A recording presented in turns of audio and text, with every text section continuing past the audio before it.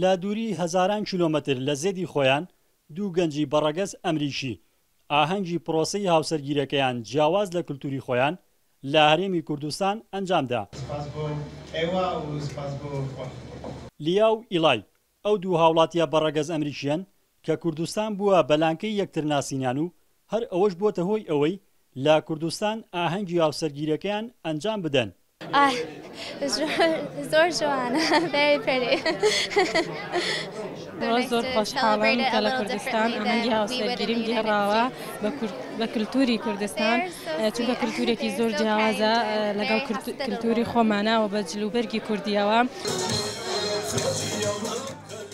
ئەو دوو گەنجە بەهۆی کاری ڕێکخراوەیەوە ڕوویان لە هەرێمی کوردستان کردووە و وەک مامۆستا لە سەنتەرێکی خێرخوازیدا ماوەی چەند ساڵێکە لە سنووری پارێزگای سلێمانیدا کار دەکەن.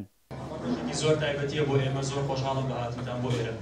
ئەگەرچی لیا و ئیلای دوور لە وڵات و خزم و کەسی خۆیان بوون لە ڕۆژی ئاهەنگی گواستنەوەکەیان، بەڵام بەشێک لە هاوڵاتی و کەسایەتیە ئاینەکانی کورد هاوشان لەگەڵ هاوڵاتیە بەڕەگەز ئەمریکیەکان بەشداری ئاهەنگەکەیان کردو ئەوە ژوای کردبوو لە بری هەستی غەریبی خۆشحاڵیان زیاتر بێت.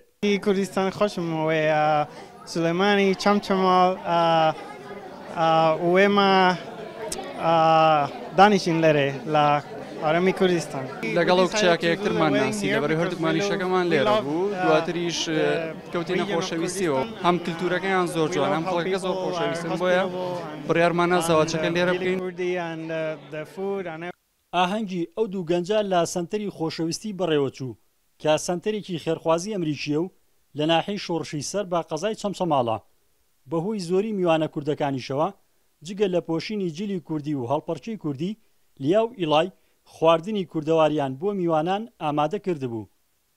ڕزگار جەبارێن ئارتی، ناحەی شۆڕش.